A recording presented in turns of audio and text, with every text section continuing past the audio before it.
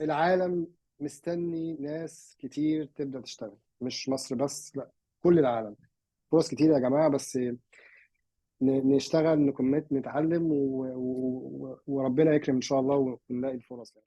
يا مساء الفل. انا كنت وعدت ان انا هجيب حد شغال ريموتلي او شغال من البيت ويكون ووردبريس ديفلوبر او مطور ووردبريس، وتواصلت مع ضيفنا النهارده وهو ما تاخرش خالص مع انه كان مسافر بره مصر، واتفقنا ان احنا نعمل اللقاء او الانترفيو على زوم. وطبعا انتوا اكيد شايفين فيديوهات قبل كده وعارفين خبراتي في المونتاج او الفيديو اديتنج، فكان الموضوع بصراحة مش سهل ان انا اطلع الفيديو بشكل كويس من الكاميرا اللي احنا مستخدمينها في زوم او الفيديو اللي جاي من كاميرات الموبايل. فلو الفيديو كصورة مش احسن حاجة، اتمنى انك تستفيد من المحتوى بتاع الفيديو، واتمنى انك تعذرني لو اي حاجة في جودة الفيديو ما كانتش مقبولة. ولكن طبعا انا اكتر حاجة تهمني هي ان احنا كلنا نستفيد. هسيبكم مع الفيديو. ازيك يا مستر شادي؟ عامل ايه؟ حبيبي، كله زي الفل. انت ايه اخبارك؟ انا زي الفل الحمد لله. والله اولا بحب اشكرك انك انت النهارده هناخد من وقتك كتير انا عارف، بس اهو بنحاول لا، كلنا نساعد الناس باللي نقدر عليه. اكيد فاعرف اكيد. الناس الاول، عرفنا بنفسك الاول قبل ما نخش في الاسئله اللي معانا كتير جدا. تمام. انا شادي شرف. انا شغال برنسبل سوفت وير انجينير، شغال في ووردبريس ايكو سيستم بقالي سنين كتير، ونص. تقريبا 12 سنة أو حاجة زي كده.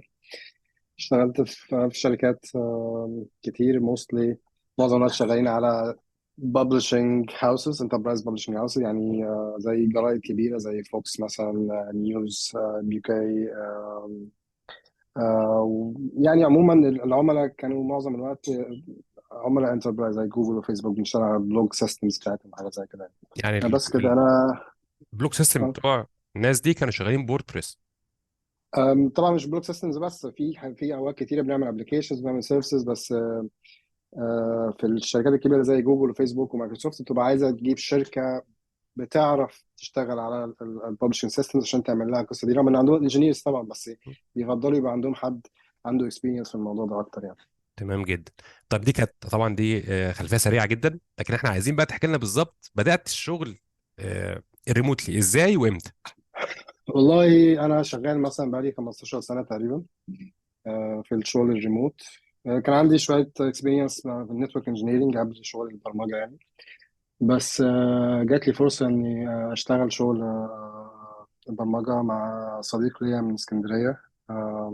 هو اللي دخلني المجال ودخلني شويه البي اتش بي والجافا سكريبت وكده، وكنت بعمل حاجات صغيره كده معاه في الشغل بتاعه. وشوية شوية بدأت أتعرف على الفريلانسنج سايتس، وبقيت أشوف إن في ناس بتطلب حاجات صغيرة، شغل ووردبريس، شغل سكريبتات صغيرة. لقيت إن الموضوع سهل ولطيف، وتعامل العملاء الحمد لله كان حظي لطيف شوية في أول كام عميل اشتغلت معاهم، فتشجعت للموضوع. وكنت بعمل فريلانس كده على موقع صغير خالص، كان في ناس يعني قليلين، مش زي بقى اوديسك او زي المواقع الكبيره دلوقتي بتلاقي فيه 100 واحد بيبيد على البروجكت بتاعك. كان الموضوع صغير شويه، فالحمد لله جات لي كام فرصه لطاف خلوني اتشجع واكمل في الموضوع شويه. شويه بشويه عرفت ووردبريس، وعرفت ازاي الموضوع سهل ان انت تشتغل بيه، وان انت تبني بيه ويب سايت من غير ما جو ثرو ان انت تعمل حاجه من فروم سكراتش، او تبلد مثلا يوزر سيستم فروم سكراتش او حاجه زي كده. بس دي كانت بدايه الشغل مع ووردبريس. بعد شويه فريلانسنج وكده بقت تجي لي فرص شغل اطول شويه، لونج تيرم بروجكتس او لونج تيرم كلاينتس. يعني لو انت تعمل كويس مع العميل eventually بيقول لك لا، طب تعالى نعمل حاجه تانيه، تعالى نجرب، تعالى كذا. بالظبط. بعد شويه اشتغلت في شركه بلجنز تعمل بلجنز ووردبريس، اشتغلت فيها سنتين او حاجه. شويه بشويه بقى اشتغلت كذا شركه لحد ما وصلت لهيومن ميد. ودي بقى اللي انا قضيت معاها وقت كبير جدا كام سنه اللي فاتوا يعني. هيومن ميد دي شركه مختصه في ووردبريس، دي اللي كنت شغال في موضوع الببلشنج وموضوع البلوجز والكلام ده. آه اخر شركتين شركه اكس دبليو بي، ودي بيزد في استراليا. كان عندنا عملاء برضو اول اوفر ذا وورلد، من كل حته في العالم، من انجلترا ومن امريكا وكده، ومعظمهم هاي بروفايل يعني، ناس تقيله شويه.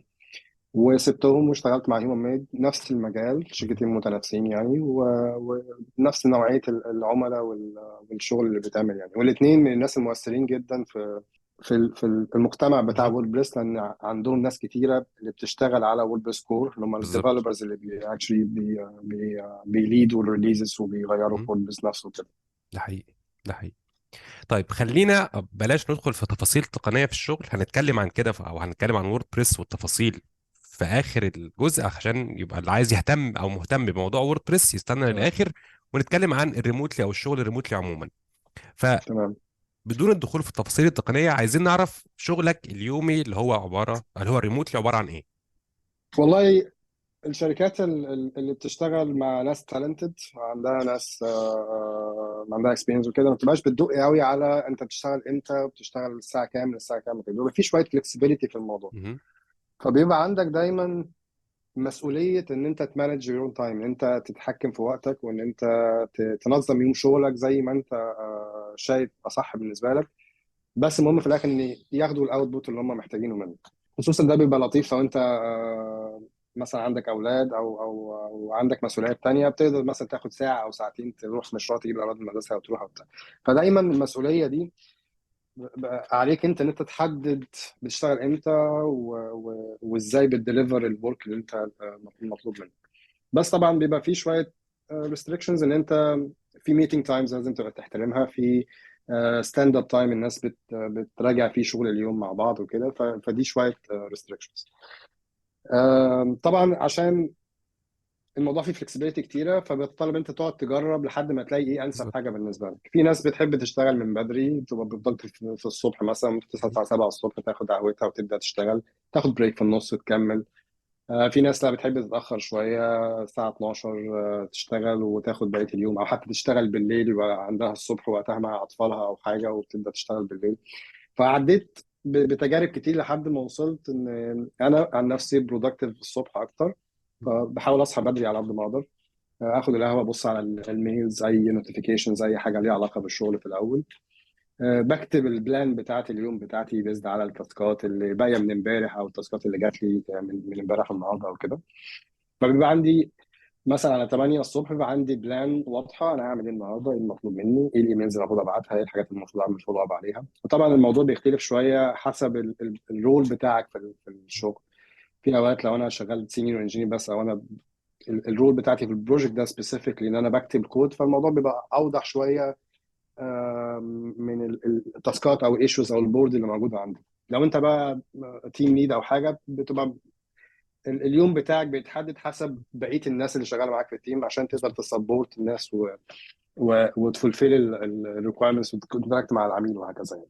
من ضمن الحاجات اللي اتعلمتها من بعض الزملاء يعني في الشركه، ان م- حاجة ممكن تساعدك شوية انت تكمل اليوم وتبقى وتحافظ على صحتك وتبقى ريفرش طول اليوم، ان انت تاخد بريكس كتيرة في وسط الشغل بتاعك. في ناس مثلا بيشتغلوا ساعتين ويريحوا نص ساعة، في ناس بيشتغلوا ساعة ويريحوا 10 دقايق. يعني دايما البريكس اللي في النص دي بتبقى مطلوبة، عشان اولا جسمك فيزيكلي ما تبقاش قاعد طول الوقت، ثانيا منتلي تاخد سناك، تشرب ميه. البريكس دي بتساعدك شويه انت مهم. تمنتين صحتك، يعني انت تحافظ على صحتك شويه وانت شغال. بس ده التيبيكال ورك يعني. طبعا في الاخر، اخر اليوم دايما بحاول انا اشوف بقى البلان اللي انا عملتها في الاول دي عملت ايه وكانت شغاله ازاي، ولو في حاجه ناقصه، في حاجه المفروض اعمل فولو اب عليها او حاجه مهم. اعمل لها سبميت، عشان اقدر اقفل اليوم بتاعي بالشكل المظبوط يعني. طيب انت قلت لنا ان اليوم بيختلف لو انت سينيور او شغال بتعمل كود بايدك او بتعمل تاسكات بايدك، غير لما تكون تيم ليد. انت اشتغلت في الاثنين، تمام؟ طيب سيب التيم ليد لان مش كل واحد هيشاف الفيديو هيشتغل تيم ليد، لكن خلينا نرجع لان انت شغال بتعمل تاسكات معينه في اليوم. ايه انسب، تمام. او مش هقول انسب حاجه لان كل واحد زي ما انت قلت كل واحد بيختلف في طريقه ادارته لليوم، ولكن على الاقل ايه افضل حاجه انت وصلت لها علشان تنظم اليوم بتاعك من 8 الصبح او وقت ما بتبدا الشغل لحد ما تخلص اخر اليوم؟ ايه السيناريو او ايه الورك فلو بتاعك في اليوم؟ معظم الوقت عندنا احنا في الشركات، معظمها دلوقتي شركات الريموت بالذات بتبقى شغاله بطريقه اسمها اجايل، او طريقه مرنه شويه في تحديد نظام الشغل يعني. فواحد من الاجايل براكتس دي او الحاجات اللي بنعملها في السيستم ده او نظام اداره المشاريع ده، بنعمل حاجه اسمها ستاند اب كل يوم الصبح. التيم كله بيتجمع، سواء كان على تكست في سلاك مثلا او اي شات اب بنشتغل بيه، او على فيديو كول، وساعات بيبقى العميل كمان موجود. كل واحد من التيم بيقول 3 حاجات مهمه. اول حاجه، مهم. انا عملت ايه امبارح، انا هعمل ايه النهارده، ولو في اي بلوكرز عندي محتاج حد يساعدني فيها. دي بتخلي الواحد شايف التيم كله وصل لايه وهيعمل ايه، ولو في محتاج مساعده مهم. من تيم ليد او من الكلاينت، او لو عندنا مثلا سؤال للعميل عن حاجه معينه. دي بتبقى السبيس اللي احنا بنقدر ننظم فيها الموضوع ده، وبتحدد بقى اليوم الشغل بالنسبه للناس كلها خلال الموضوع ده. في حاجه كانت مفيده جدا جدا بالنسبه لي خلال الكام سنه اللي فاتوا. في تول كده بنستعملها مع سلاك. سلاك ده اللي هو الشات اللي احنا بنستعمله معظم الوقت. حاجه اسمها جيك بوت. دي بتبعت رساله كل يوم الصبح في وقت معين انت بتختاره، وتقول لك ال3 اسئله او وات ايفر الاسئله اللي انت بتحددها. بس ال3 اسئله اللي انا قلتهم من شويه دول هم اكتر حاجات مهم. بنستعملها. دي انا كنت بستعملها از تول انها تورجنايز اليوم بتاعي بشكل لطيف. بقيت احدد فيها مثلا اكتب في 3 تاسكات، ايشو نمبر كذا المفروض اعمل كذا، ايشو نمبر كذا بعمل كذا. وطول ما انا ماشي في اليوم بابديت المسج دي، بحيث ابقى شايف ايه اللي قدامي حاجه بيحصل؟ فيجوال كده، انا عملت ايه وايه اللي انا مستنيه اعمله في بقيه اليوم يعني، ولو في ميتنج او مين محتاج اعمله. فدي بقى بتخلي الموضوع فيه ترانسبيرنسي او شفافيه في الشغل. الناس كلها شايفه انا شغال عليه دلوقتي وعملت ايه وايه اللي انا المفروض اعمله. ودي من اهم الحاجات اللي ممكن تبقى موجوده في تيم شغال ريموت، الشفافيه والكوميونيكيشن. ما طبعا. يبقاش واحد محتاج يسالك انت بتعمل ايه دلوقتي او هتعمل ايه. مهم. لا، انا شغلي واضح والدنيا واضحه والتيم كله شغله واضح والدنيا واضحه، كاننا قاعدين في مكتب بالظبط. فدي يعني من اهم او من احسن الطرق اللي ممكن تمانج بيها تيم ريموت، الترانسبيرنسي والكوميونيكيشن طول الوقت. مظبوط. اوافق اتفق معاك 100%. طيب، برضه هنرجع كاننا شغالين مش تيم ليد. تمام. اوكي. موضوع التسليم واستلام التاسكات كان بيتم ازاي معاك؟ يعني هو في طرق كتيره في شركات مختلفه، كل واحد بيبقى ماشي بطريقه. انت كنت بتعمل الكلام ده ازاي؟ والله دايما بيبقى فيه بروسس، والبروسس بتختلف من مشروع بالظبط. للتاني، مهم. حسب العميل، حسب نوع المشروع نفسه، وحاجات كتير. بس typically يعني وي هاف بيبقى عندنا زي بورد فيها تاسكات كتير موجوده على البورد، سواء كانت جيرا او جيت هاب ايشوز او الكلام ده.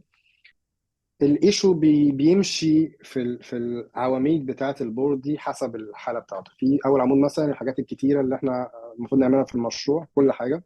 بعد كده الحاجات اللي احنا جاهزين نشتغل عليها السبرنت دي او الاسبوع او الاسبوعين ده في المشروع، ده بيبقى واضح للناس كلها انكلودنج العميل نفسه كمان. وبعد كده في كولوم بقى بتاع ان بروجرس، اللي هو في حد معين شغال على مهم. التاسك ده. ده اللي بنعمله لما بنستلم تاسك جديد او بنبدا نشتغل على تاسك جديد. بناخده من الباك لوج بتاع السبرنت دي، نحطه في ان بروجرس، نعمل له اساينمنت ان انا اللي شغال على ده دلوقتي. لو في اي ابديت طول ما انا شغال على الايشو ده، سواء بقى بياخد ساعه ساعتين يوم 3 اسبوع وات ايفر، دايما بيبقى في ابديتس على الجيت هاب ايشو عشان الترانسبيرنسي مع الناس كلها تبقى شايفه ايه اللي بيحصل. لو في بالظبط. اي مناقشه حصلت حتى بره البورد دي، بنحاول ندوكيمنت مهم. الريزلتس بتاعت المناقشه دي جوه الايشو عشان الناس كلها تبقى شايفه يعني. حسب زي ما قلت البروجكت نفسه، ساعات بيبقى في عندنا كيو اي مثلا لازم ياخد الفيتشر دي ويبدا يعمل لها تيستنج ويشوف لو فيها مشاكل اتعملت زي ما الريكويرمنتس بتقول ولا لا. فدي بيبقى عمود تاني، مثلا انا خلصت شغل بنقل الايشو ده للعمود اللي بعده، وده بقى حد تاني كيو انجينير او حاجه بيبدا ياخد الفيتشر دي مهم. ويجرب ويشوف الريكويرمنتس فولفيلد ولا لا. بعد كده مثلا في كود ريفيو، ساعات بيبقى كود ريفيو قبل الكيو اي. حتى لو انا شغال في لوحدي في مشروع، بيبقى دايما في انجينير تاني اسايند ان هو يعمل ريفيو للكود اللي انا بكتبه. بس طبعا تيبيكلي معظم الوقت بيبقى في اكتر من انجينير يعني. وفي حته الريفيو دي احنا كلنا بنريفيو شغل بعض يعني. لو السي او بتاع الشركه ولا السي او بتاع الشركه بيعمل بول ريكويست او حاجه، لازم في حد تاني بيعمل له ريفيو. مفيش حاجه اسمها الكود بيخش على الكود بيز من غير ما يتعمل له ريفيو. وطبعا في بروسيس وفي ستيبس بندور عليها في كل ريفيو. وبعد كده بتبدا بقى مرحله الديبلويمنت بقى. لو انا بديبلوي مثلا الديفلوبمنت انفايرمنت عشان نتست عليها، او مهم. ستaging او برودكشن ثرو اوت بقى البروسيس لحد ما الايشو او الفيتشر دي تطلع لايف. بالظبط. طب انت التاسك بتجي لك ازاي بقى؟ كنت انت بتختار من الباك لوج ولا كان حد بيأساين تاسكس ليكو؟ والله معظم الوقت احنا بنختار، يعني بيبقى فيه شويه تاسكات احنا بنجتمع، ودي واحد من الميتنجز بتاعت الاجايل، ان احنا بنجتمع مهم. في سبرنت بلاننج. اول سبرنت كان بقى اسبوع او اسبوعين او اكتر، بنبدا نحدد احنا ممكن نقدر ننفذ ايه خلال الاتريشن دي او السبرنت دي. يعني نحدد مثلا 10 تاسكات بيزد على الاستيميشن، التاسك ده مهم. هياخد يوم، التاسك ده هياخد خمسه، مش عارف ايه. فبيبقى في ليست تاسكات احنا بنعملها في السبرنت دي. التاسكات دي بتتحط في الكولوم بتاع الباكلوج، وبنبدا بقى كل واحد بيمسك التاسك. غالبا بيبقى بالبريورتي، يعني بنحط مثلا 10 تاسكات مترتبه بالبريورتي. اول حاجه هي اللي تتمسك الاول، بعد كده الثانيه، بعد كده الثالثه، وهكذا. في اوقات مثلا بيبقى انا عندي اكسبيرينس في حته معينه، مثلا عندي اكسبيرينس في الاستيك بريس ده بلجن مثلا. فخلاص ان بيبقى التيم متفق ان شادي هو اللي هيمسك الحته دي عشان هو عنده اكسبيرينس في الحته دي. وفي العكس تماما، في ان انا عندي اكسبيرينس في الاستيك بريس، فانا مش هشتغل في التاسك دي عشان ادي فرصه لانجينير حد تاني يتعلم. يتعلم من التاسك دي او الفيتشر دي، وانا ببقى بريفيو او بسبورت الانجينير ده في ان هو يتعلم في الحته دي. طبعا ديبينز على التايم لاينز وعلى مهم. الكومبلكسيتي بتاعت الفيتشر دي ولا لا. بس كان عندنا عموما في معظم الشركات اللي اشتغلت فيها الدافع او الموتيفيشن ان انا ادي فرصه لبقيه الانجينيرز ان هم يتعلموا، انا ابوش them ان هم يتعلموا اكتر في الحته دي. ده جميل جدا، حلو جدا. طيب، طبعا يعني هو الموضوع الشغل من البيت او الشغل الريموتلي بعد كورونا ناس كتيره تعرضت ليه، وفي ناس قدرت تكمل، وعشان كده منافسه جديده وهنجي لها المنافسه دي بعدين. ولكن في ناس ما قدرتش او ما نفعش معاها الشغل الريموتلي بسبب المشاكل النفسيه والجسديه اللي بتتاثر او بتحصل بسبب الشغل الريموتلي. فانت شغال بسم الله ما شاء الله بقالك 15 سنه من البيت او ريموتلي. هل في مشاكل جسديه او نفسيه واجهتك، وازاي قدرت تتغلب عليها، وايه نصايحك للناس اللي ناويه تشتغل ان شاء الله ريموتلي تاخد بالها عشان ما تقعش في المشاكل دي؟ ده اكيد جدا. بص، في يعني حاجات كتيره ممكن نتكلم عليها، ممكن ناخد ايوه. ايام نتكلم على القصص دي. بس خلينا نبدا بالكساديه الاول، عشان دي حاجه ممكن ستريت فورورد بالظبط. الواحد يتكلم عنها. زي ما اتكلمنا، يوم الشغل بيعمل ازاي، لازم يبقى فيه بريكس كتيره وسط الشغل عشان تقدر تدي لجسمك فرصه ان هو يتحرك، يغير البوزيشن بتاعه، وما تبقاش ستيف طول الوقت قاعد على الكرسي. دي اول حاجه، بريكس. شرب الميه staying hydrated، دي حاجه مهمه جدا. زي ما بتعمل دلوقتي بالظبط. دي حاجه مهمه جدا، وللاسف احنا يعني مش عارف، اللي انا شفته في الكالتشر في مصر، يعني ان ما فيش شرب الميه دي حاجه افضل فود، يعني حاجه مش دايما الناس بتعمل. لما طلعت بره واتعاملت مع ناس كتير، لقيت لازم ازازه الميه دي حاجه كريتيكال لا، جدا انا جدا انا جنبي على المكتب. بجد ازازه الميه اهي جنبي دي ما اه بتتحركش من جنبي، وعلى طول مليانه يعني. بالظبط املاها في بالظبط اليوم بالظبط. خمس ست سبع مرات وانا قاعد شغال. بتفرق كتير جدا. انت وانت مشغول في الشغل ممكن تنسى تقوم تنسى تشرب بتاع، فدي حاجه بتسهل لك حته ان انت ستينج هايدريتد، وده يفرق كتير جدا في التركيز، في الجسم نفسه. يعني مش عايز اخش في القصه دي، اكيد منافعها كتيره جدا، ما فيهاش اختلاف يعني. الحاجه التانيه، السيت اب بتاع المكتب بتاعي، السيت اب بتاع الورك ستيشن انت بتشتغل عليه، تشتغل عليها. دي حاجه مهمه جدا جدا، وللاسف ناس كتيره بتغفلها، وده بيسبب بقى لمشاكل بعد كده في الظهر، في الرقبه، في الايد، RSI، حاجات كتيره جدا ممكن تحصل بسبب الموضوع ده. فدي اكتر حاجه ممكن تنفست فيها عشان تقدر تشتغل ريموت وتشتغل على المكتب بتاعك بشكل كويس. عاده في المكاتب بيبقى الشركه نفسها واخده على عاتقها المسؤوليه دي، وهي اللي بتجهز وهي اللي بتعمل مهم. كل حاجه. لكن لما تكون انت في البيت، كون ان انت تحط اللابتوب على رجلك وتشتغل على الكنبه والكلام ده مش سستينبل. يعني ماشي، هو ممكن تقعد نص ساعه، ساعه بالكتير قوي، بس ايفينشولي لازم هتتعب. فدي مش طريقه تشتغل بيها ريموت. لازم يكون عندك مكتب كويس. الاطوال بتاع الطول بتاع المكتب بالنسبه لرجليك والكرسي والظهر فيه سبورت ولا لا، الرقبه، في كونسيدريشنز كتيره تخلي الاكسبيرينس بتاعت الشغل بتاعك في البيت احسن كتير. طبعا موضوع الصوت، ان يكون انت موجود في مكان شويه معزول عن بقيه البيت، خصوصا لو عندك اطفال او عندك ناس تانية عايشه معاك، دي حاجه بتخلي مفيش ستريس عندك ان انت سامع حد في الشارع بيلعب كوره ولا مش عارف ايه. دي طبعا بتزود الضغط بتاعك والستريس، فالموضوع ما بيبقاش لطيف انت تشتغل من البيت. وده سبب على فكره سمعته من اكتر من حد، ان هو مش عارف يعمل انفايرمنت كويسه في البيت، او ما حاولش بكل بساطه. مهم. هو بالنسبه له الشغل من البيت ان انا ابقى قاعد على ترابيزه سفره ولا كنبه ولا بتاع، لا بس ده مش، دي eventually مش هتخليك مستمتع بالشغل في البيت. ده القصه الجسديه. وخلينا يعني انا نفسي اكتب عن الموضوع ده، لان في حاجات كتيره، معلومات كتيره متفرقه، لو مم. الواحد خد باله منها ممكن تساعده يعني. ممكن نبقى نفولو اب بارتكل او حاجه، او اكيد حتى طبعا. كول ثانيه على الموضوع ده. مشاكل النفسيه دي بقى يعني، احنا عندنا في الكوميونتي بتاعنا سبيسيفيك، كوميونتي الديفلوبرز او الكوميونتي بتوع التك، عندنا مشكله كبيره معروفه وليها اسم، حاجه اسمها امبوستر سيندروم. امبوستر سيندروم دي معناها بالعربي ظاهره المتقمص. ببساطه ناس كتيره جدا شغاله في الفيلد بتاعنا ما عندهاش باك جراوند كمبيوتر ساينس، ما عندهاش باك جراوند كبيره او خبره كبيره في الحاجه اللي هم بيشتغلوا فيها. فدايما بنحس ان احنا اقل من الناس التانية اللي درست اكاديميكلي وراحت جامعه وعملت الكلام ده. مهما يعني مهما مرينا بمواقف، الموضوع ده دايما بمترسخ. انا واحد عايز اقول لك خلال ال 15 سنه لحد هذه اللحظه، يعني انا لما بيجي اعمل انترفيو ولا حاجه دلوقتي، انا ما زلت بنفس القلق بتاع التكنيكال انترفيو، زي كاني لسه بادئ الشغل من الاول خالص. حاسس ان انا لا، انا ما عملتش حاجات كتير، ان انا مش هعرف اجاوب، ان انا مش هعرف اتعامل، ان انا اقل او الكلام ده. دي للاسف مش سهل تتاقلم معاها، ومش سهل تفهم انها غلط الا لما يكون معاك تيم كويس، مهم. وتبقى شايف ان الناس دي بتغلط برضو. الناس دي بتعمل غلطات زي اي حد تاني. الناس دي مش زي ما بيقولوا كده مش مغسله وضامنه جنه يعني. الناس دي عاديه جدا، بتعمل حاجات صح بتعمل حاجات غلط بيزد على الاكسبيرينس بتاعتها. مهم. ومش بالضروره الخبره اللي خدوها في الجامعه في الكمبيوتر ساينس كورس او حاجه هي اللي مخليهم دلوقتي يشتغلوا الشغل اللي هم بيعملوه ده. دي بقى فيها كتب وفيها قصص كتير يعني، بس انا ما كسرتهاش شويه عندي في الشغل الا لما لقيت السي تي او بتاعنا بيغلط وبيقول انا غلطان او انا مش عارف. قصه ان انا مش عارف دي كلتشر، مش عايز اقول لك بتفرق ازاي في المنتال هيلث بتاعت التيم كله. لما انا اقول لا انا مش عارف حاجه، ده بالعكس يعني انا عندي فرصه اتعلم الحاجه دي، ان بالظبط. انا في حته هنا ناقصه، فانا عندي فرصه ان انا اتعلم. وتاني حاجه بتخلي التيم اللي حواليا يقول ده زينا اهو، ده راجل ممكن ما يعرفش حاجه يعني.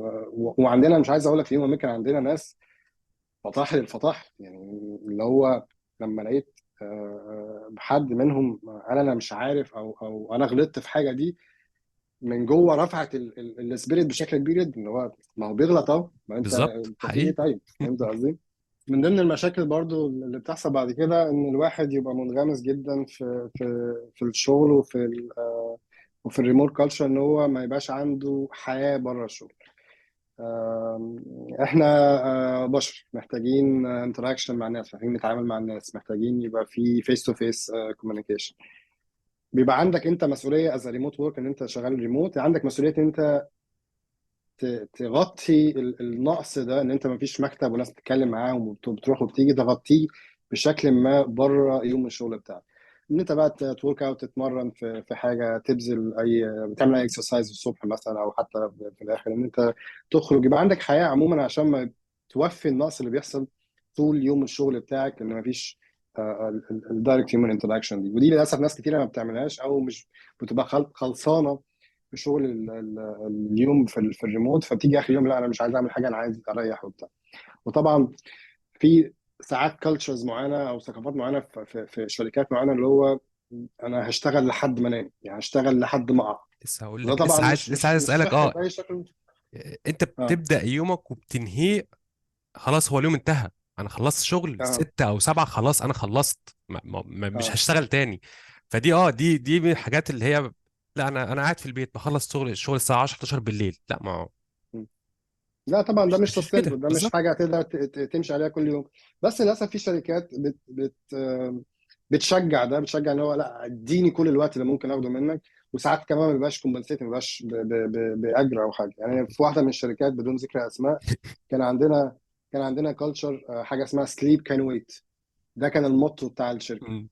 عايزك تتخيل بقى حاجه زي كده ممكن تأثر على الناس ازاي. طب اللي هو يلا بقى نعمل ونشتغل، وبيديك انسنتيف وموتيفيشن ان انت تبذل وقت اكتر وبتاع.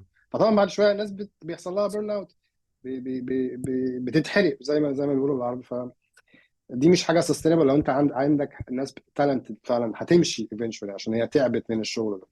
فلا خد وقتك في اي بريك. اقفل اليوم بتاعك في وقت معين بيزد انت بدات امتى. خد الفلكسبيليتي اللي انت عايزها، بس المهم ما تبذلش اكتر من المتوقع منك. مهم. في شركات تانية زي مثلا هيم ميد زي اكزامبل يعني، كان بيجي لنا وقت معين الساعه مثلا 5 او الساعه 6. انا لو بعت حاجه على سلاك او بعت ميل بعد ده، بلاقي البروجكت مانجر او الانجينيرنج مانجر بتكلمني لا ما تعملش كده.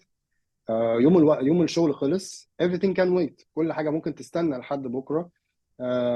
كير في yourself. خد وقتك. شوف حياتك. الشغل ممكن يستنى، مفيش حاجه ضروريه كفايه ان انت تبذل مجهود اكتر عشان تعمل. فالت ريلي ديبندز على الشركه نفسها مهم. والكالتشر بتاعتهم. هم الناس دي فعلا بيهتموا بيك وبيهتموا بالسستينابيلتي ان انت تكمل ويبقى الشغل كويس والكواليتي بتاع الشغل كويس. لان طبعا كل ما بتبذل وقت اكتر كل ما الكواليتي eventually بتقل والفوكس بيقل. فالشركه نفسها بيبقى ليها عامل كبير قوي في الموضوع ده يعني. ده حقيقي، ده حقيقي. ده احنا كان عندنا لو يعني برضه في شركه من الشركات، من ضمن الميتينجز في واتساب، في سلاك عندك على الموبايل، لو قلت اه يقول لك ليه وهيفيدك في ايه وبتعمل بيه ايه، وده المفروض ما يحصلش. ف... وطبعا كل ما بقيت كمان سينيور اكتر، كل ما بقى البيهيفير او التصرفات بتاعتك الناس بتاخد بالها منها مهم. اكتر. ففي وقت معين بقى مش الموضوع بس ان صحتي او الكير بتاعي، لا، ان انا لازم اكون اكزامبل، لازم اكون مثال او قدوه لبقيه الناس في التيم، بالظبط.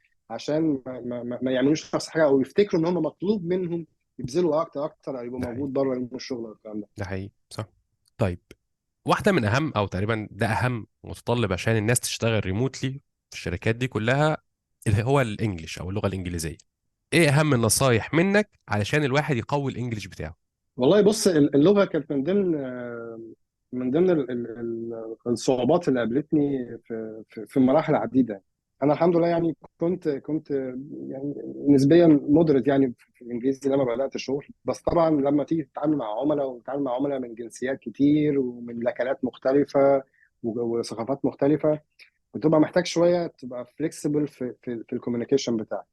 بس حته اللغه نفسها، معايا خبرتي الشخصيه، الموضوع كان بيتطور مع الوقت. كان بيتطور لما اكتب اكتر، اكتب مثلا دوكيومنتيشن او اكتب بلوج بوست، مقال بيتكلم على فيتشر معينه تكنيكال او حاجه. كتر الكتابه والكوميونيكيشن مع الناس حسن الموضوع واحده بواحده ايفينشولي يعني. فهي براكتس طبعا، دي حاجه مهم. طول الوقت بنعملها. انا بعد مثلا 10 سنين شغل ما كنتش خرجت بره مصر خالص خلال الفتره دي، يمكن 8 سنين او 9 سنين، حاجه زي كده. فاول مره اطلع اقابل عميل بره مصر كان الموضوع محرج جدا، ان ما كانش فيه الكوميونيكيشن سكيلز الفيربال يعني زي ما زي الريتن. يعني كان مهم. بالنسبه لي اكتب عادي، بس ان انا اتكلم او اسمع كان الموضوع صعب جدا. بس الموضوع كان خوف اكتر من انه عدم قدره او عدم معرفه. وده على فكره اكتر مشكله في حته اللغه، ان انا ابقى خايف اتكلم عشان اللي قدامي ما يقولش لا انا ما بعرفش اتكلم انجليزي، او لا ده اللغه بتاعته حلوه فيديني حكم ان انا مش كويس او ما بعرفش اشتغل كويس، الكلام ده زي كده. بس احنا دلوقتي في السيستم في الايكو سيستم اللي احنا فيه، خصوصا في وورد بريس، من اكتر الكوميونيتيز الفورجيفنج، اللي هو المتسامحه مهم. بشكل كبير جدا. لان عندنا ناس شغاله من جميع انحاء الدنيا، من اول حقيقي. الهند لامريكا استراليا انجلترا، كل حته شغالين. فناس كتيره منهم كمان مش الانجليزي مش اول لغه بالنسبه لهم، فعادي جدا ان حد يغلط او نصلح لبعض. او الموضوع ده كان بسيط بالظبط. جدا عشان الناس متسامحه مع بعض وفاهمه ان النيتف تانج مش لساني الاصلي. فطبيعي ان الناس تستقبل مني غلطات وتصلح لي وبتاع. بتفرق في الكالتشر بتاع الشركه برضه او في بالظبط. التيم نفسه بشكل كبير يعني. بس انت مش مطلوب منك تبقى نيتف سبيكر من الاخر، ده اللي انا عايز اوصله يعني. ومش مطلوب منك اكسنت نهائي. ده قصه في قصه ببساطه كده. لما تيجي تكلم حد فرنساوي بيتكلم انجليزي، بيتكلم باللكنه الفرنسويه مش بيتكلم بالظبط. باللكنه الانجليزيه. بالظبط. فطبيعي جدا ان انت واحد بتتكلم عربي لما تتكلم انجليزي ما يبقاش عندك لكنه البريطاني او مهم. اللكنه الامريكاني. دي حاجه طبيعيه جدا، ودي للاسف برضه حاجه من التابوز او من الميس ايوه. اندرستاندينجز الموجوده انا من وجهة نظري ان الايجيبشن انجلش واضح، حروفنا واضحة، مش لازم الاكسنت امريكان ولا بريتش، بس احنا اطلاقا اطلاقا. بيفهمونا كويس جدا، احسن من مناطق كتيره في العالم. الحروف ده بالنسبه اكيد. لهم صعبه، اصلا عشان ده تطلع اكيد. حرف ده صعب. اكيد. ده اكيد. ده صح 100%. وبص، يعني ايه الهدف في الاخر؟ ان اللي قدامك يفهم. بس فلو انت عرفت توصل له المعلومه باي شكل كان، باي كلمه إن كان، مش لازم يبقى فانسي بقى تستخدم الفاظ تقيله ولا حاجات، لا، المهم موصل له المعلومه، وتبقى متاكد ان هو وصل له المعلومه. يعني دايما اكد ان هو انا هعمل كذا. تمام. طب انت فهمت ان ايه اللي هيحصل؟ حته ان انت تبقى مهتم ان اللي قدامك يفهم، دي اهم حاجه اكتر من اللغه بالظبط واكتر من الاكسنت والكلام ده. بالظبط.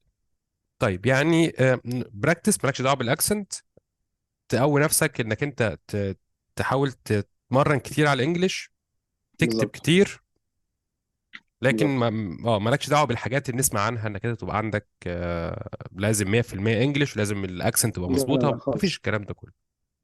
وحاجه من الحاجات اللي ممكن تساعد شويه في الموضوع ده ان انت تبقى متقبل النقد. لما تبين للناس ان انت متقبل ان انا ممكن اغلط في حاجه، صلح لي، انا مستعد اسمع منك لما اقول حاجه غلط تصلحها لي. دي بتفرق كتير قوي في التيم اللي معاك. بالظبط. بيديه مساحه ان هو يقول لك طب قول كده المره الجايه، طب صلح كذا. انا كنت سبيسيفيكلي بعض الناس البريتش سبيسيفيكلي يعني، كنت بقول لهم لو لقيت ان انا قلت كلمه غلط او كلمه ممكن تقال صح، قول لي، بس ان م. كان حتى قدام الناس او في دي ام وبتاع، ما عنديش اي مشكله، عشان انت كده تديني بتعلم. معلومه، بتديني نصيحه، بالظبط كده. بالظبط. طيب برضو مش هنتكلم بخصوص ووردبريس بالذات، بس كريموت وركر دلوقتي احنا بعد 2020 المنافسة بقت فظيعة، لأن الناس تعرفت كتير أو ملايين عرفوا موضوع الريموت ورك أو الشغل من البيت.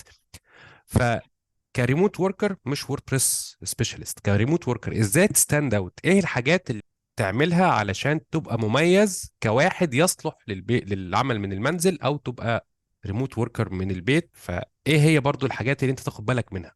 من واحد لسه متاثر بعمليه لي اوف قريب، بدات مؤخرا اعمل انترفيوز وكده. فعايز اقول لك، اول ميزه الناس بتدور عليها، انا واحد من اسئلتي دايما ايه الايديال كانديديت، ايه الموظف المثالي بالنسبه لك عشان الشغلانه دي. فدايما اول حاجه بلا جدال الناس بتتكلم عنها الكوميونيكيشن. ازاي بتكوميونيكيت؟ بتكوميونيكيت كل قد ايه؟ يعني مره في اليوم وبتختفي، ولا بتفضل معانا طول الوقت لو حصل مشاكل او في ابديتس او كده. والشفافيه، ان انا ابقى دايما عارف انت بتعمل ايه، مش كل شويه لازم اسالك طب انت خلصت كذا، طب ما عملتش كذا. لما يكون في شفافيه شويه والناس شايفه البروجرس بتاعك طول اليوم، بتدي نوع من التراست، تدي نوع من الثقه كده، ان انت مش بتضيع وقت، ان انت مهم. شغال ومش واقف، مش بلوكت مثلا، مش قاعد عمال ترش قدامك وواقف على حاجه. حته الكوميونيكيشن دي اهم حاجه بلا حقيقي. جدال في اي ريموت ورك. والترانسبيرنسي برضو، يعني الشفافيه تقع تحت قصه الكوميونيكيشن دي. مهم. تقبل النقد والدافع للتعلم، او ان انا بقى عايز اجرو، عايز اكبر وعايز اتعلم، دي تاني حاجه. يعني ناس كتير مثلا من اللي اتكلمت معاهم كانت دايما بتتكلم ان اهم حاجه بالنسبه لي السوفت سكيلز. انت ازاي شخص، او ازاي جزء من تيم، ازاي بتشتغل في تيم.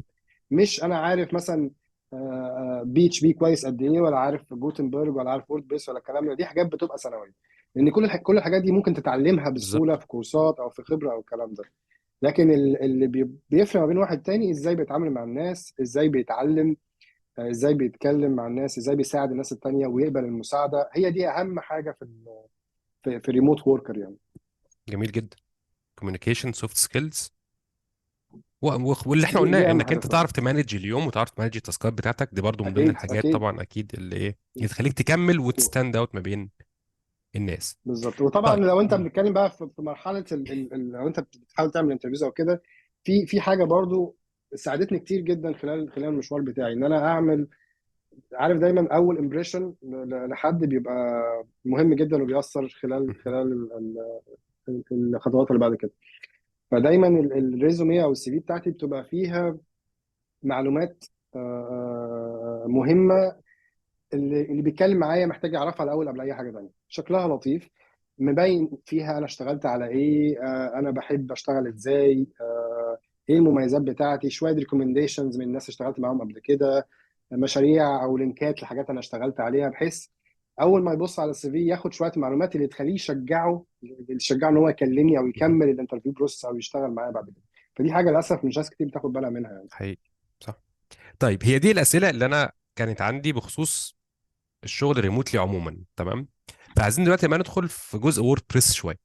تمام، احنا عندنا هنا اسئله، انا م- عامل اسئله وفي اسئله موجوده على فيسبوك وعلى يوتيوب، فهنحاول للناس المهتمه بوردبريس وعايز م. تتعلم، او اللي مش مهتم برضه وعايز يدخل المجال، برضه اكيد هيفهم او هيعرف حاجه جديده النهارده.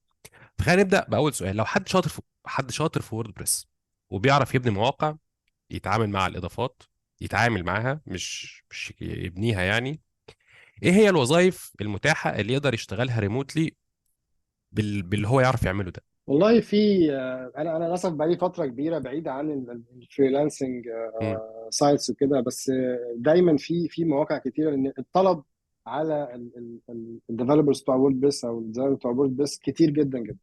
احنا بنتكلم دلوقتي احنا ووردبريس بالتالي واخد اكتر من 40% من المواقع اللي معموله على الانترنت جميعا. يعني ده حقيقي. تتخيل كميه الناس اللي بتبقى محتاجه تعمل مواقع وتمنتين. مهم. الناس دي عايزه تعمل المواقع وعايزه ناس تشتغل عليها، ناس تعدلها.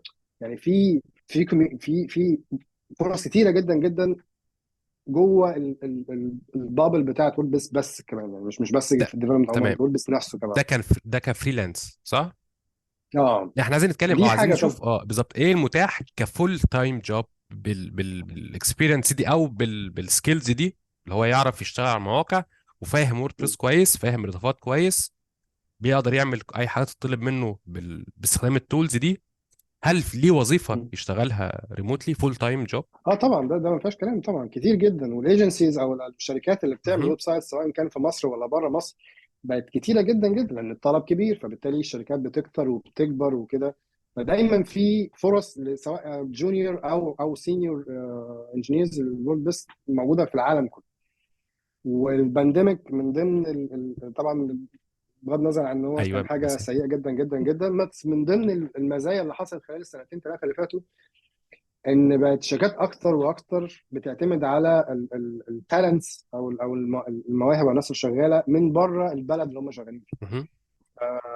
وده بقى العادي. يعني احنا كان عندنا في الايكو سيستم بتاع وود بيس ده كان حاجه الناس بتعملها، بس لا الموضوع بقى اكبر كمان، بقى واخد مساحه اكبر، وبقى في فرص اكتر بكتير جدا انت تشتغل في شركه في هولندا، في امريكا، في انجلترا، وانت قاعد في البيت، لان خلاص كله بقى يعمل كده، ما بقاش احنا بس. بالظبط.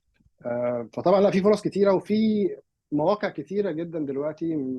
يعني الليسته كبيره، ممكن نبقى نتكلم عنها او نشيرها بعد كده، للمواقع اللي فيها فرص شغل ريموت وورك مهم. بس، سواء كان ديفلوبمنت سبورت ديزاين. الليسته كبيره يعني. يعني انت ممكن يعني نبقى انت نشيرها بتوعد الناس اللي بتتفرج على الفيديو انك هتشير الحاجات دي معايا؟ ان شاء الله ان هو شاء اللي الله ان هو شاء اللي ايه هو وعد خلاص. الله. ان شاء الله. خلاص هنستنى احنا يعني الليسته في دي. طبعا حاجه تانية، غير ان احنا نشوف شركات او نشوف شغل الشركات، ان انت تبدا نفسك تعمل البيزنس بتاعك، الاكسبيرينس بتاعتك، توري الشغل بتاعك، البورتفوليو والكلام ده، وتكونتراكت الناس من اي حته في الدنيا. يعني المواقع اللي بنتكلم عليها م- للشغل او الفول تايم جوبز في زيها للفريلانسنج، في زيها ناس بتطلب شغل مش بالضروره تكون شغال في شركه. مهم. يعني لو انت عندك اوريدي السكيلز وعندك الاكسبيرينس انت تعمل موقع ويب بس بشكل لطيف، سهل جدا انت تعمل ويب سايت لنفسك، تعمل براند لنفسك، وتشتغل مع عملاء دايركت يعني. ده حقيقي. طيب انا دلوقتي هنفترض انا واحد خلاص عايز اخش المجال وعايز ابقى اسمي ووردبريس ديفلوبر في الاخر. ايه الطريق المثالي علشان الواحد يكون ووردبريس ديفلوبر؟ ركز في هذا السؤال لان ده ناس كتيره يعني هتدعي لك لو بص، قلت الطريق المثالي للموضوع ده. مفيش طريق واحد مبدئيا. في احنا وورد بيس ديفلوبر دي كلمه مطاطه. يعني مش واضحه قوي، مم. مطاطه شويه. مهم. ان انت حقيقي. وورد بيس بيستخدم اكتر من تكنولوجيا دلوقتي. بيستخدم بي اتش بي كلغه، بيستخدم جافا سكريبت كلغه برضه. وفي ناس كتيره، في شركات كتيره بتفصل حتى ما بين الاثنين. يعني ده في حاجه حقيقي. اسمها فول ستاك اللي هو بيشتغل بي اتش بي وبيشتغل جافا سكريبت وبيقدر يشتغل على السبيكترم كلها. وفي ناس لا، في ناس بتحب تشتغل بي اتش بي اكتر، في ناس بتحب تشتغل جافا سكريبت اكتر، في ناس بتحب حقيقي. تعمل يو اي اكتر، سي اس اس و اتش تي ام ال والكلام ده.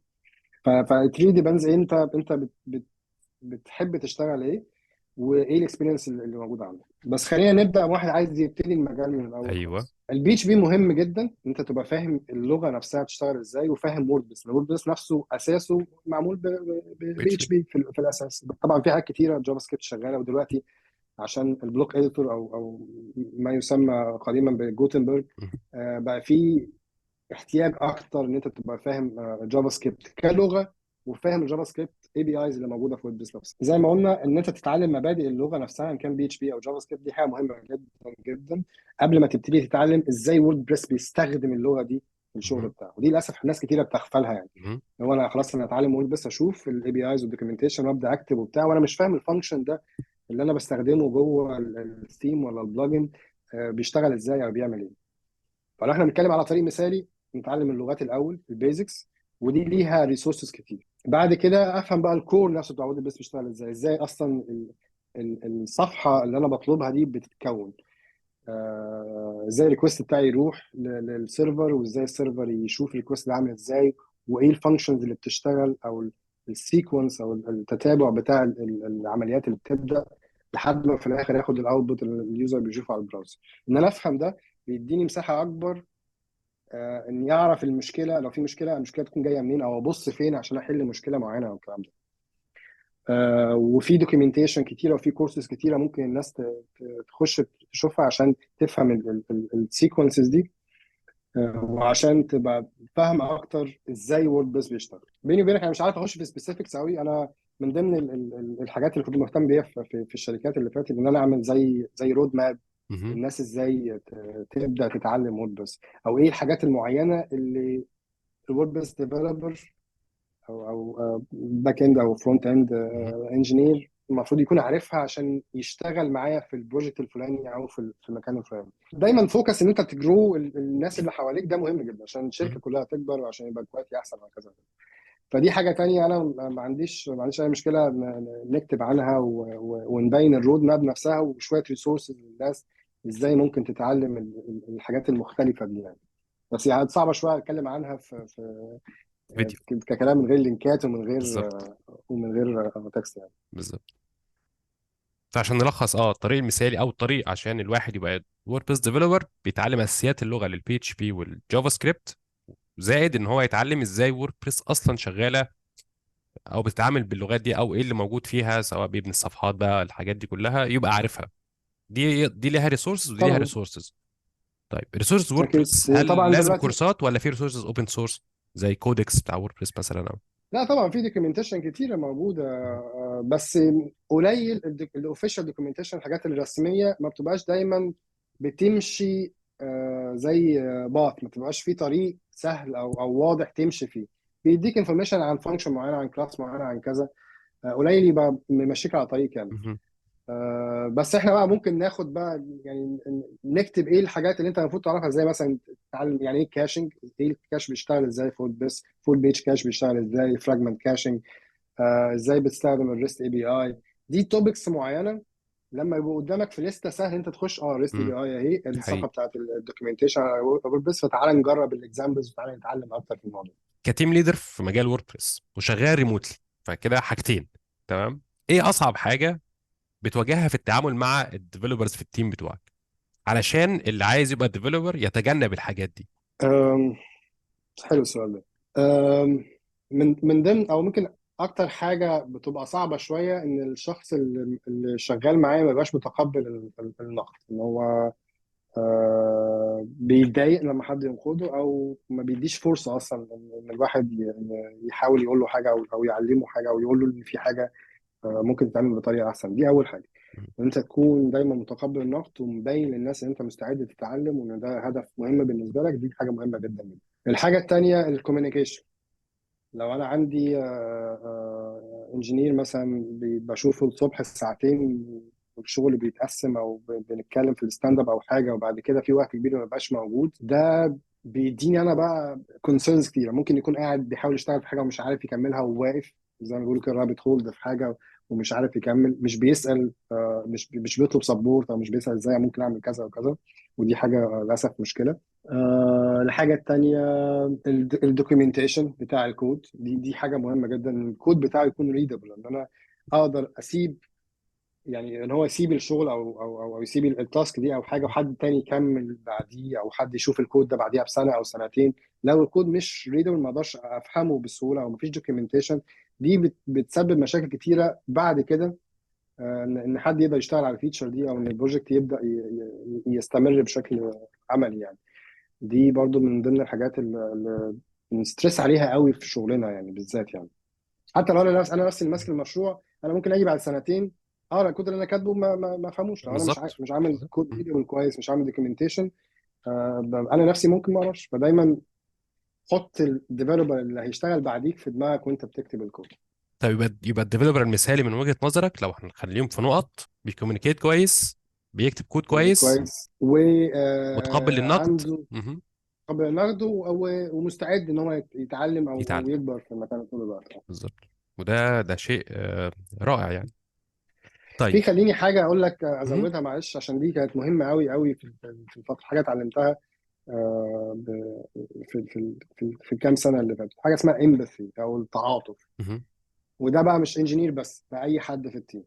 دايما احط في دماغي ان الشخص اللي عنده مشكله، او اللي عمل غلطه، او اللي مش موجود دلوقتي بقى له مثلا نص ساعه ولا ساعه، عنده ظرف معين او عنده حاجه تخليه مش عامل كده. ما بقاش حاطط دايما النيه السيئه في الكلام مع الانجينيرز. دي شفتها بعيني، ومش عايز اقول لك دي بتفرق سما وارض في بنى الثقه ما بين مهم. الواحد والتاني في التيم، خصوصا لما اكون في فليكسبل وركينج انفايرمنت زي الريموت جوبز. يعني لازم دايما ابقى حاطط في دماغي انه اكيد عنده سبب ان هو مش موجود دلوقتي، اكيد عنده سبب ان هو خد اجازه النهارده مثلا عشان يعمل حاجه. لما ادي التعاطف ده بيخلي التيم فعلا مستريح ومبسوط ان هو شغال مع بعض، وبالتالي بيطلع الاوتبوت اللي الناس مستنيه.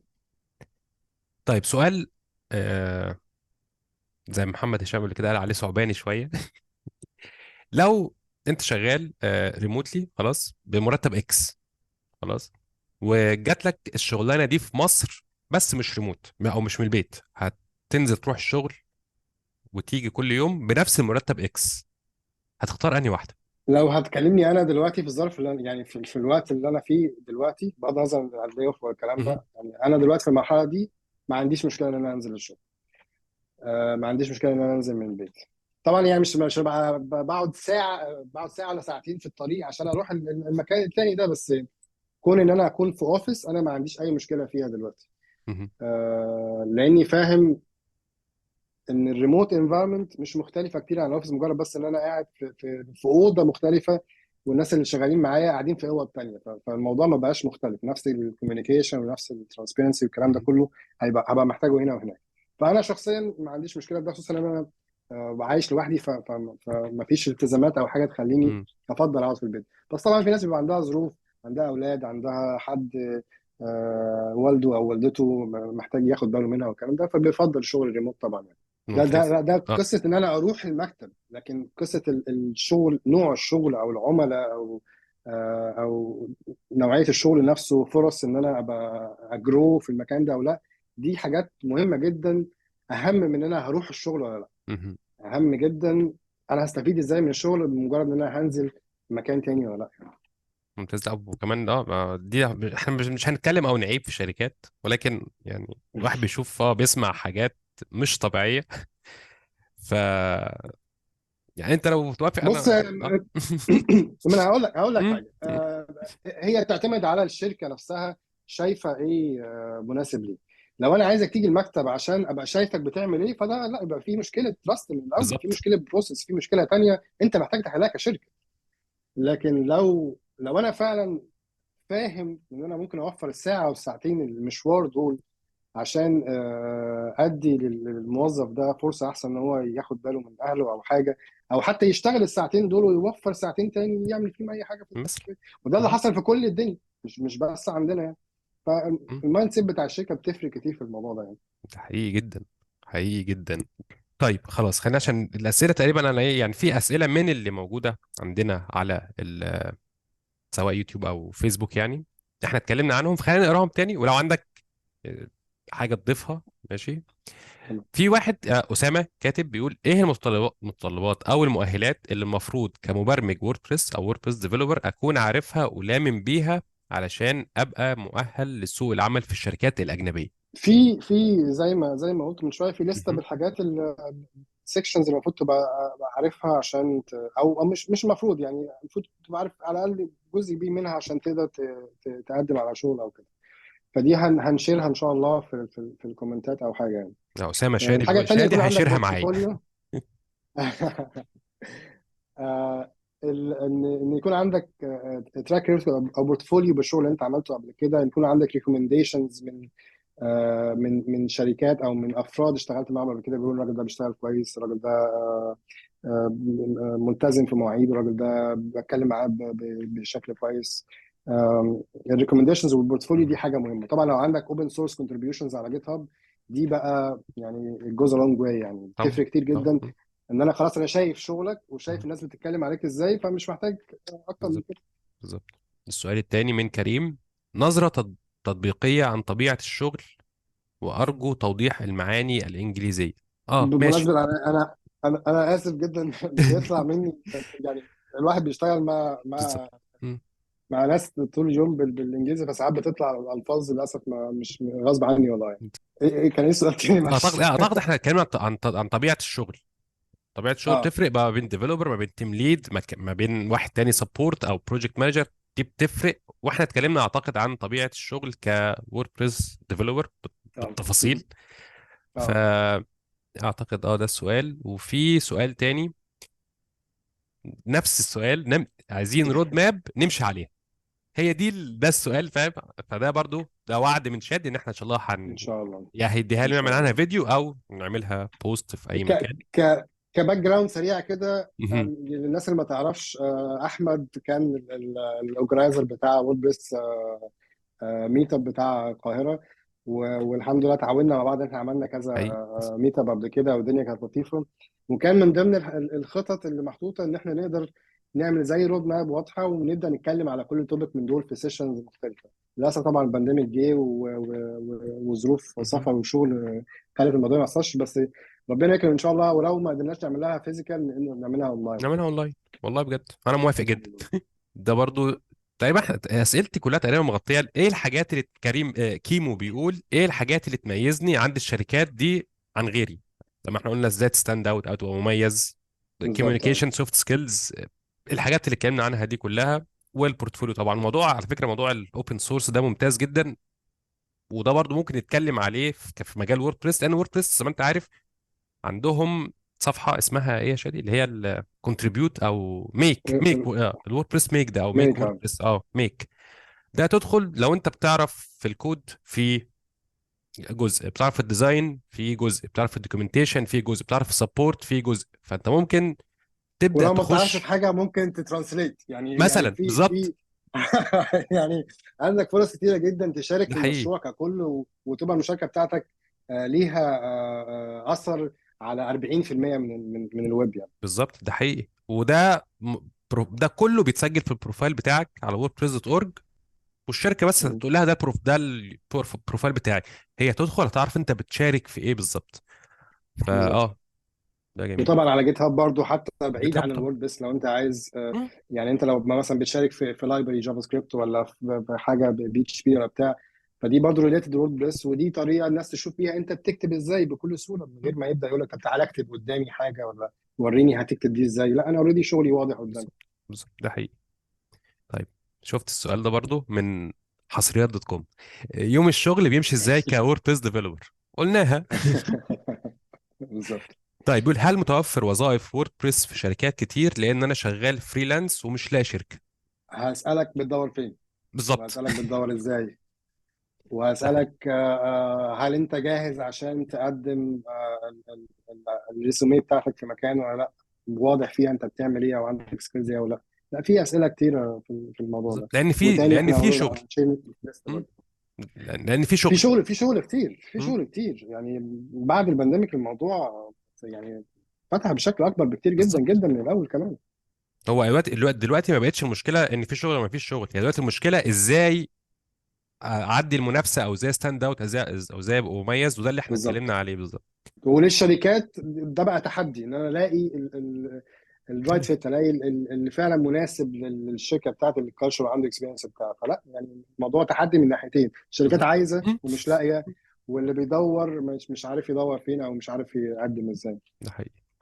في سؤال حلو جدا ده مش عارف ازاي ما كناش عنه. هل لو حد لسه فريش، هل ليه فرصه للشغل ريموتلي؟ اكيد اكيد.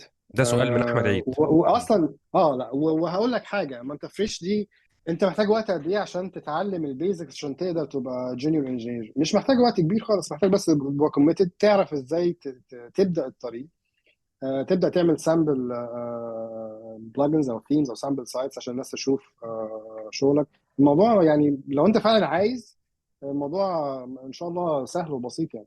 ما مالهاش دعوه مش عايزين يعني. في طبعا في بعض الشركات من الوظائف اللي شفتها كتير، واللي في شيت هتلاقوا تحت في الديسكريبشن في وظائف كتير. في ناس في بعض الوظائف بيبقوا طالبه خبره، لان بتبقى سينيور، فلازم طبعا دي طبيعي يبقى عايز خبره. لكن بعد شركات كتير موضوع الخبره ده ما بيذكروش اصلا في الجوب ديسكريبشن. الفريش ليه ليه فرصه ان شاء الله. وهيك زي ما شادي قال، الحاجات اللي احنا اتكلمنا عنها تبقى جاهزه وتبقى جاهز وانت داخل او تقدم على الشركات دي. وزي ما قلنا برضو إن الشركات اصلا بتدور في الاساس على شخص عايز يتعلم، بيعرف يتعلم، بيعرف يتعامل مع التيم. دي اهم حاجه في الموضوع. فلو انت عندك الاتيتيود ده، انت اوريدي وصلت 50% من المطلوب منك في اي شركه. شادي بيقول برضه نفس الرود ماب. كلمة رود ماب اتكررت تقريبا، دي رابع مرة نشوفها. ايه الحاجات اللي مطلوبة اتعلمها علشان اقدر اعدل فقط على البلجنز والثيمز؟ محتاج تكون عارف بي اتش بي، محتاج تكون عارف جافا سكريبت عشان اللغه نفسها، دي اول حاجه. ثانيا البيزك بقى فانكشناليتيز فول، بس الكاشنج اللي دي عايز مهم. الحاجات المختلفه اللي احنا هنشيلها في الرود ماب يعني. ان شاء الله. تمام، حلو. السؤال من امين. ايه الاعمال والافكار اللي ممكن ابنيها في شغلي واهتم بيها علشان تتحط في سي في وتعبر عني واني شاطر في الوردبريس ديفلوبمنت عموما؟ لو السؤال معناه ان ازاي اعمل بروجكت او حاجه اوضح بيها معرفتي بوردبريس، شوف ايه الفيتشرز اللي احنا هنحطها في الرود ماب، زي الكاشنج، الاي اي سكيورتي، مهم. الاثنتيكيشن، كل الكلام ده. وحاول تدخل ده في مشروع ما من دماغك، يبقى بلجن او سايت او الكلام ده، وحط الموضوع ده على جيت هاب او على حاجه فيها باينه للناس، اي اوبن سورس السايت، عشان الناس تبدا تشوف انت ده الراجل ده فاهم كاشنج، الراجل ده فاهم بالظبط. اي بي اي، الراجل ده فاهم سكيورتي، فاهم فورمز، بيعرف جافا سكريبت، بيعرف بي اتش بي، بيدوكيمنت الكود كويس، اعرف اقرا الكود. ما اقدرش اقول لك مشروع بعينه يقدر يبين معرفتك بالكلام ده يعني. تمام، بس لو جميل. بنتكلم على افكار، تعالى لا نقعد نتكلم في افكار للصبح، في ثلاث اربع صفح جنبي اهم، بس- نطلع ونبدا نعمل. لو حد عايز يشتغل على اي مشروع يعني. المشاريع كتير فعلا. تمام. هي موضوع الكونتريبيوشن او تعمل بلجن على ووردبريس دوت اورج، حاجات هي انت بتساعد الناس زي ما انت قلت، بتساعد 40% من مواقع العالم، بلس ده بتحط في البروفايل بتاعك او البورتفوليو بتاعك يعني. اوكي. طيب، ايه المصادر اللي اتعلم منها الحد الادنى اللي يشغلني بالووردبريس؟ ده احنا ده بالظبط التاني اللي احنا هننشره ان شاء الله بعد كده بالتفصيل. ولكن ان طب شاء لو الله. نعمل زي ملخص الرود ماب يعني. لو حد من اللي بيسأل اسئله فلت منه الفيديو اللي هنعمله او البوست اللي هنعمله او ايا كان، باختصار شديد ايه الرود ماب او ايه الخطوات اللي يقدر يمشي عليها كنظره عامه يعني؟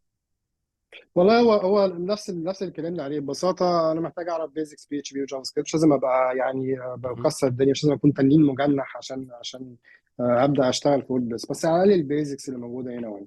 ودي ليها ريسورسز كتير. انا مش عايز يعني مش عايز اقول ان في حاجه معينه ممكن تديك كل اللي انت محتاجه او كده، لا، في ريسورسز كتيره وهنشيرها ان شاء الله برضو حتى مع الرود ماب. وتاني برضو زي ما هشير كورسات معينه على ووردبريس بعينه، او الاي بي ايز في ووردبريس، او جافا سكريبت في ووردبريس، او البلوك اديتور او جوتنبرج في ووردبريس، دي هتبقى حاجات اللي انا عارفها او اللي انا شفتها. مهم. مش معنى كده ان دي الحاجات الوحيده بس اللي ممكن الناس أي. تشتغل بيها. بس يعني كونس ان انا ادي شورت فيجن من رول ماب دلوقتي، غير ان هو لازم تتعلم لانجوجز ووردبريس وبعد كده البلوك اديتور مثلا، الكلام ده مش يعني مش هقدر الخصها اكتر لا، من هو كده جميل للاسف جدا. يعني. هو كده كده على الاقل واضحه يعني. بس هي هيبقى آه. اللي ناقصنا ازاي بقى اتعلم الحاجات دي، وده ان شاء الله هنشتغل عليه. ان شاء الله، ان شاء الله. طيب محمود محي في سؤال، بس هو ده ما اعتقدش ليه علاقه بالشغل. لو نعرف نجاوب عليه، ازاي اخد خبره في الووردبريس واعرف احل معظم مشاكل ووردبريس؟ هو السؤال ده من انا مش فاهمه قوي، ولكن لو انا الشغل هقول لك، ماشي اظن حلو. اظن فهمت هو قصده إيه. في سكيل مهمه جدا جدا، ما اعرفش ازاي ما جبتش سيرة لحد دلوقتي. في سكيل مهمه جدا جدا في الديفلوبمنت ان جنرال، حاجه اسمها الديباجنج.